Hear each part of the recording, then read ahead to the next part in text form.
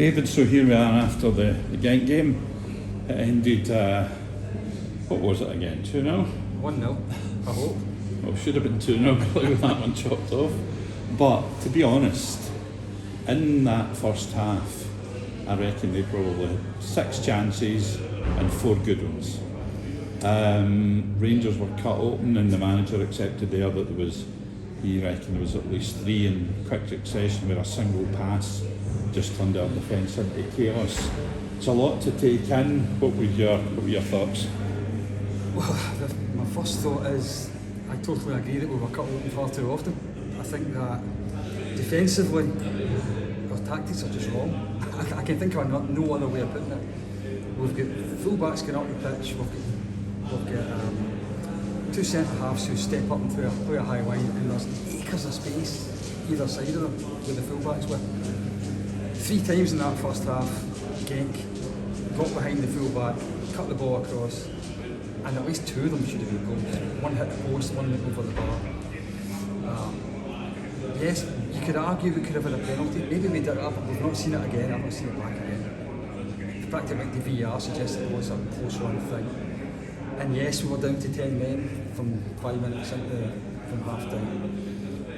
But that was a Rangers team who created very little. It was a Rangers team who were cut open time and time again. And it's a Rangers team who've just lost their 4th successive European game and sitting 11th in the league. It's pretty grim times. And for all that, the man of the match, although he didn't have a huge amount to do, what he did do as well was Jack Butland. Was there anybody else in our team that you could have chosen as a man of the match? Well, Butland deserves it for his penalty save and a few other saves, but I do think Gassama on the left has got something about him. He does beat his fullback now and again, he does get the ball across, he is a goal threat. But to be frank with you, there's nothing else up front. I feel so sorry for him that plays centre forward in that team because the ball does not get played to the centre forward at the right times. There hasn't been much the other way. You know, in a lot of games there are turning points, and I don't want to give an excuse, but I thought Diomande, who over the piece has been one of our better players, gets sent off in 40 minutes. Did that make any difference to what happened this evening? Well, playing with 10 men for 50 minutes has to be a disadvantage. So, but up until then, yes, we were holding our own some of the time, but Genk were creating the chances. Yes, we had a couple of half chances. Moore had a shot, it came quite close. A couple of blocked shots, but we didn't create that much. Diomande was more a player sitting in front of the defence and stopping Genk trying to come through us rather than creating anything.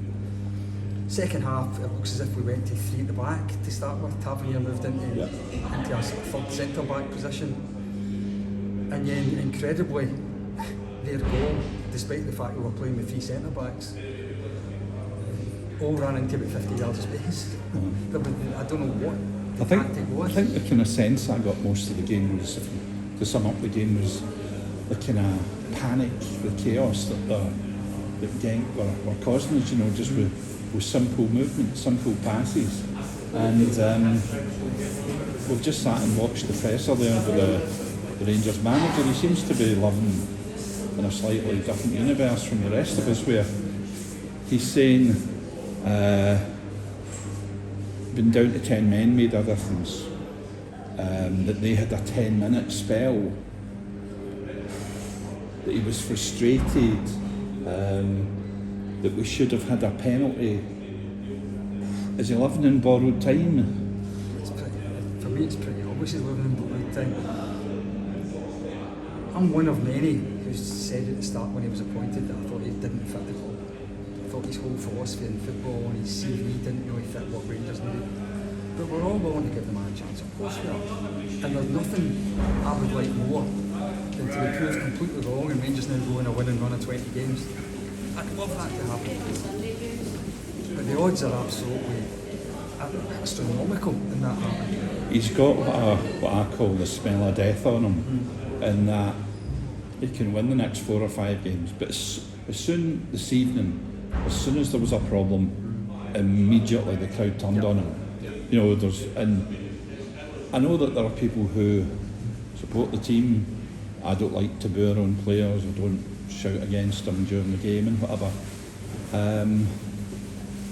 But when they're on that razor's edge this early in a manager's career, it just seems that, you know, whatever he does, he can win the next 5 or 6 games, but he's got a nightmare in him. And I think that's basically the settled will to support him. Am I reading that wrong? I totally agree with you.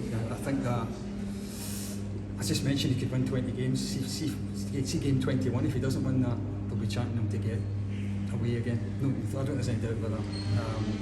I think the other thing to say about tonight, a crowd less than 38,000 for a Europa League group match, the first game. It's not as if we're out the competition or something. This was the start of the week phase of the competition. 38,000. So what do you reckon that is? About £500,000? Oh, well, it's 13,000 seats at 50 quid a time, so it's a lot of money. Yeah. And there'll be even less at the next game if nothing changes, because the fans are starting to vote on their feet, and that's the one thing that I do think that the American owners will. I don't know if they'll pay a lot of attention to protests, but I think they'll pay a lot of attention to empty seats and hospitality not selling out, that kind of thing. Well, on that happy note, I'd like to thank you for your company this evening, your analysis, and people can read more of that online. So with those thoughts, I think we're both off to the land of nod.